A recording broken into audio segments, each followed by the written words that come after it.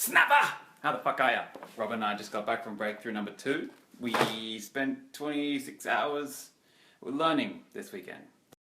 Because I've been offline, there's hundreds of snap messages in the inbox. There's no chance I'm getting back to them all. So if you send me a life or death really important thing, maybe send it again. Otherwise, I'm not going to get back to those ones. I'm sorry.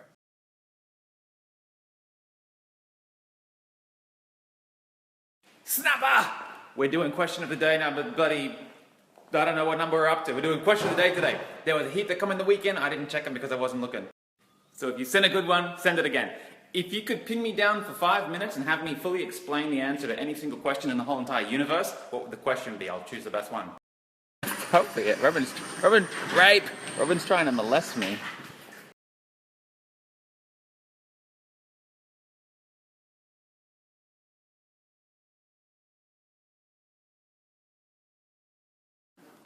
Thank you for all the questions the last 30-40 minutes. Bunch of really good questions coming through. I'm going to start with a really easy one, but a common one and something that everyone's going to run into.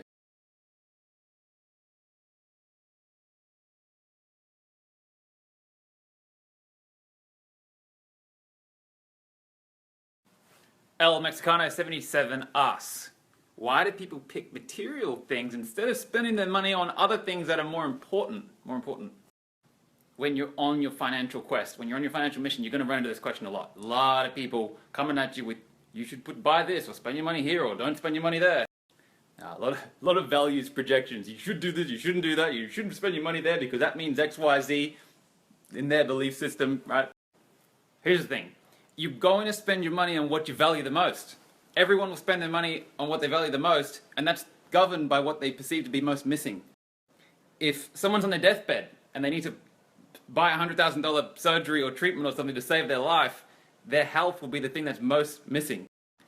And that which we perceive to be most missing is the biggest void in our lives, becomes the biggest value. That's where the money will go. You don't go buying a car if that's you.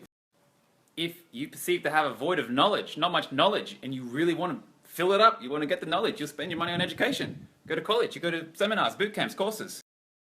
The people who don't want to learn, they're know-it-alls. They don't have a void of knowledge. They think they know it all, so because they don't have the void, there's no value and they don't spend the money in that area.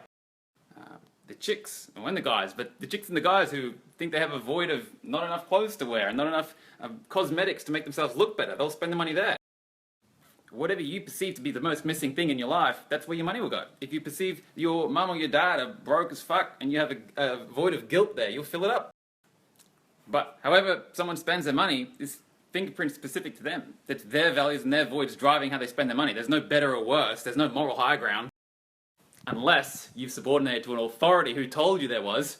Who told you that it's better to give all your money away. You go into a poverty culture and you go and give them a heap of money for doing nothing and you don't hold them accountable. They just do nothing and then you give them money. What is that teaching them? It's teaching them to go and fuck each other and reproduce and have more kids doing nothing and providing nothing to humanity and getting free money. That's not moral high. Giving people money for nothing is not moral high ground. That's stupidity. That's perpetuating poverty in the world and poverty mindset. But if you go and do some microfinancing, like which we teach in Lesson 10 of Infinite Prosperity, you go and get focus on the entrepreneurs who are doing something, creating something, providing value to their community, and you loan them money to start off, and you have them pay you back with interest. I mean, you're holding them accountable. That's what makes them grow. So whenever you say that there's more important things to spend your money on, you're just projecting what you think people should spend their money on because that's a void that you have that you haven't filled yet. And I know that this demographic watching this, you guys like nice stuff. You're going to buy nice stuff. When you go and get your $1,000 belt and the $10,000 watch, you got to remember, when you get all those scallywags saying, why the fuck did you spend your money there? You should have done this, then that, and the other. You're turning the economy.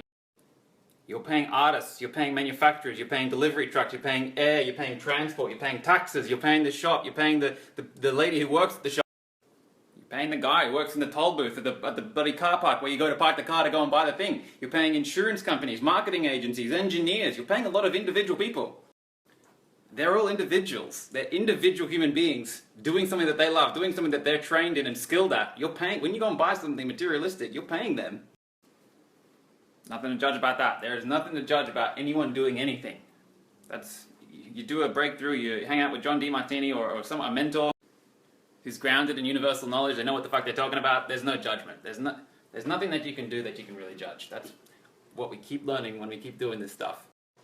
So I hope that answers the question about why people go and buy the materialistic things that they have a void, that's their value, that's the thing that's most important to them, it's nothing to judge. Do I think some people are holding on to fantasies about what a materialistic thing is going to do for their life, make them happier and more fulfilled or more socially accepted? Yeah, people have fantasies, but that's part of their journey. They'll figure it out. You worry, you do you, let them do them, your job is you.